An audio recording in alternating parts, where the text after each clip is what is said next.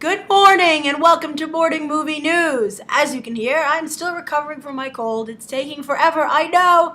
I feel bad and I'm suffering, but not too badly. Also, boy, we have some time here because it is a super slow news week. Like, nothing is happening. I have to, dive down to the bottom of the deepest depths of movie news to find some stories here. It's just crazy. It's like everyone spent all their capital at Comic-Con and D23, and now the studios are just kind of like sitting tight, and I guess they're all on vacation. But as you can see, the result is that all these rumors are being made up everywhere. The news cycle is just desperately trying to feed itself, and it's kind of chewing off its own arm. It's ridiculous. For instance, a number of you have been asking me to cover this Entertainment Weekly story on the, Christian Bale being offered $50 million to return for 20 minutes of Batman. And Entertainment Weekly kind of semi-covered it. What they did was they wrote an article about how it was totally untrue and how the story originated from the Sun in the UK based on this ebook about the Batman franchise, and the author speculating that how could Christian Bale turn down the money, and for some reason the Sun reported it as fact, and that's kind of how Entertainment Weekly traced it back to its origins. But all everybody heard was just that Entertainment Weekly had the headline, and it kind of makes me curious. My dad has this bad habit of reading just headlines and first paragraphs of articles, and I'll always ask him a follow-up question when he brings it up, and he's like, I don't know, I only read the first paragraph. And I feel like maybe people are doing that with these stories. Read the whole article, and then you'll see that, for instance, Entertainment Weekly, the whole point of that article was to debunk the rumor, but it seems to have only added fuel to the fire. All right, that wasn't even one of my stories for today. So you get 4 today, and still a question being answered. But as I said, light news day, light stories. But they're fun. Speaking of mischievous fun, Loki is going to be a whole bunch of him in the Thor: The Dark World. The news broke that the director admitted, actually, the Game of Thrones director, Alan Taylor, he said, we are currently adding more Loki scenes as I speak. We are writing new scenes. We are shooting new scenes. We are just pumping that movie full of Loki. He didn't say that, but that's basically what he said. But Marvel Studios insisted that you shouldn't be concerned that they're tweaking the movie this late because they're like, this is the norm. Kevin Feige, he's the head of Marvel Studios. He loves to tweak movies up to the last minute, and I think the quote was like, we have to wrestle it out of his hands to get it onto the screen because he just wants to keep playing with it.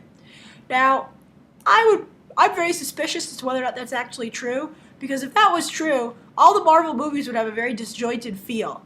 I think that I don't think that you would get the kind of solid, I think, through lines and filmmaking that we're getting. So to me, it just proves that what I think happened is that Loki was so popular at San Diego Comic-Con with his live appearance and character that they were like, maybe we should have more of him in here. They might have looked at the cut and been like, I think we've made a horrible mistake. I think we assumed everybody goes to see a Thor movie for Thor. Or maybe even Natalie Portman. But apparently, this Tom Hiddleston guy's the star. And I think if they could have asked any Comic-Con person or any comic book fan or any fan of the Marvel movies, we would have told them months ago that Loki was the real star of those films. I like Chris Hemsworth quite a bit, but it's obviously Tom Hiddleston, I think, gives the glee and the fun to that franchise. And maybe he'll show up in Avengers 2 after all, Tom Hiddleston. Who knows? But I will say, I bet Tom Hiddleston is awfully happy that he agreed to voice that character in the pirate, Captain Hook and the Pirate Fairy, the Captain Hook origin story that I reported this week. Because, as you can see, it's already paying off. Disney loves him and gives him lots of special treatment. So good for Tom Hiddleston. He seems like a nice guy. All right, the second story of the day, talking about, by the way, Marvel, is that while Disney can't put Marvel in their theme parks because of some, deal snafus, because it's at Universal Studios and such, they are adding them to the cruise ship. The Disney Magic is going to have, in their little kids' play area, they have these little cubbies, and one's for Pirates of the Caribbean. There's a Toy Story one, I believe, a Tinkerbell, Pixie Hollow. Tom Hiddleston can run back and forth between Avengers Academy and Pixie Hollow, I guess, now, because he's Captain Hook in that franchise. But anyway, they're going to have an Avengers Academy little cubicle where basically it's like, a Comic-Con booth, and they've set up, an Iron Man, little area. They have like Captain America's little locker with his stuff, and then they have Mjolnir in a glass case. And there, say you can play in there and be recruited and decide what kind of superhero you want to be. And Captain America is going to show up. I think that's funny that they continue to try and push Captain America. I think of all the heroes that kids could meet from the Avengers, Captain America is like last on the list. So, but maybe not. Maybe some of you will be like, what are you talking about? I love Captain America. But I don't know. I think it's a tough sell. So anyway, but I will have to say, now, I've seen a lot of comments lately that people are like, oh, Grace, your feminist rants are annoying. And they're not feminist rants. And I have to bring up the fact that Black Widow is also an Avenger, and a lot of girls like the Avengers. I like these characters a lot. I know there are a lot of female viewers watching right now. We all like the Avengers, and I can't believe they couldn't stick something for Black Widow into the cubby as well. It's just so frustrating, and it's annoying. And maybe I wouldn't have to keep bringing this up if it didn't continue to be a problem. So, and as for all of you who say you're tired of it, I think there are a lot of women who are equally feeling disenfranchised and left out of the fun who are not tired of it. You know who's the most tired of it? I'm tired of having to keep bringing it up because it's frustrating and annoying, and I want to play here too. I want to be with everybody else. I was watching a reality television show the other day. I know maybe not supporting my argument that well, but I was watching $1 Million Listing LA. I love that show. And there was a little girl, one of the realtors went to visit a listing, and there were two little twins there, a boy and a girl, and it was the girl who was saying, call me Spider-Man, I'm Spider-Man, and she was adorable. And I just feel bad for that little girl that she runs up to to the Avengers cubby. She's not going to have anybody. And maybe she picked Spider-Man because there are no big female characters that they're promoting for little girls. And so, I don't know. There's an emerging market there that continues to be ignored, and it's annoying. All right, so third story of the day, speaking of annoying, is that they are doing a Night of the Living Dead remake in 3D. It's called a reimagining, and that's not the most interesting thing about it, though. It is from Bollywood producers, and it's going to have a Bollywood star. I wrote his name down here. It's R Madhaven. So if anybody here is familiar with R Madhaven's work, please write down below if we should trust this guy, if he is a good choice to do this remake or reimagining. And what I find really fascinating here is that, as American movies try harder and harder to appeal to foreign audiences, it seems that the street goes both ways, and that you're going to have foreign film industries trying to appeal to American audiences. And so this Bollywood actor, these Bollywood producers, they really feel they have a property here that they can, kind of introduce themselves to American audiences in a genre that American audiences are known to love, horror, and of course with an American horror classic. So I'm curious, and of course the first Night of the Living Dead is also well known for featuring one of the first black heroes. So I think it's fitting that they would recast it with, an Indian hero. And I think it's great. I think that part is great.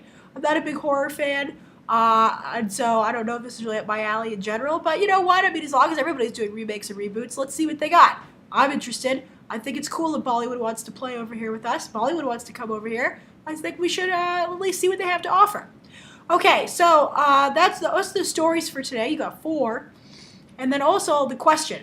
2 of you, actually. Maggie Boy, I'm sorry if I mispronounced your name, and Spike as 1089, both asked me what I think about the new Wizard of Oz 3D redo, remastering. It's in 3D IMAX, actually, for 1 week in September. And what do I think of it? And what do I think of converting movies to 3D in general? I have to say, I am extremely excited about this re-release. I will 100% be there. I saw a trailer for it, not in 3D, but I don't know, was it in 3D? No, I don't think it was, which was odd. It was in front of Pacific Rim, but it wasn't in 3D for some reason, which I found was odd, because Pacific Rim was in 3D. But regardless, the color on it looked amazing. Very great color. It just was Technicolor in all its glory. Sometimes I really feel bad they got rid of Technicolor. Even though it is totally unrealistic, I wish that it was. It's beautiful.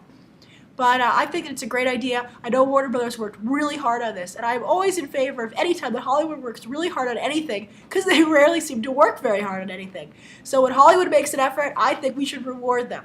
So I'm excited about this film. I have to say 3D re-releases are hit or miss. I loved Finding Nemo in 3D. It was one of the best film experiences I've ever had. But The Lion King in 3D did not work. I think perhaps because of its 2D animation roots, it just didn't translate, and you just became more aware of the lack of detail, really. And it was very little 3D. So, I mean, I felt bad actually that I missed Jurassic Park 3D. I heard that had excellent 3D. So, if Hollywood's going to do this right, bring it on. I think, I think it's hard to get people to go see a 3D re-release because you can just watch it at home. I think that's one of the things that kept me from seeing Jurassic Park in 3D. Nobody I knew wanted to go, so I was like, oh, I guess I'm missing this. But I think that it's interesting because there's been I saw some stories recently in the trades about how Hollywood is nervous that despite their huge continued push of 3D, audiences are just losing interest and they're having a harder and harder time selling 3D tickets.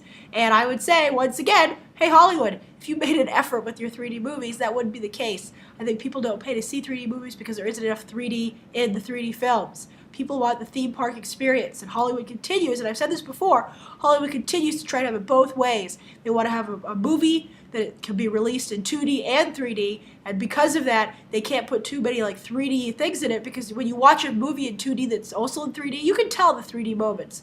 When someone does something funny pointing at the camera, you're like, oh, that was supposed to be in 3D. I guess I should have seen this in 3D maybe. But I think Hollywood has to pick and just make an amazing 3D movie. That's what James Cameron did. He bet it all in 3D, and he walked away with the most successful film of all time, almost $3 billion, and he's got 3 more of them coming out. It's amazing. And it wasn't even that good, but he committed to the technology, and audiences were enthralled. And I think if Hollywood, 3D is supposed to be something new, and Hollywood needs to treat it that way. So I always actually go and see the movie if it's available in 3D. I like 3D a lot. But for instance, my sister hates 3D. However, in Los Angeles, they have these weird, heavy metal, like really much heavier 3D glasses that have like a battery in them. And they're horrible. They make things much darker. They hurt your nose. So I can see why she doesn't like 3D. I have little cheap, real D glasses here on the East Coast, and they're great. Everyone should use them, and they're very effective. So that's today's morning movie news. I'm hoping my voice will be better by Monday. Thank you for tuning in. Write down below what questions that you would like to have answered next week and any topics you'd like covered. Okay, bye.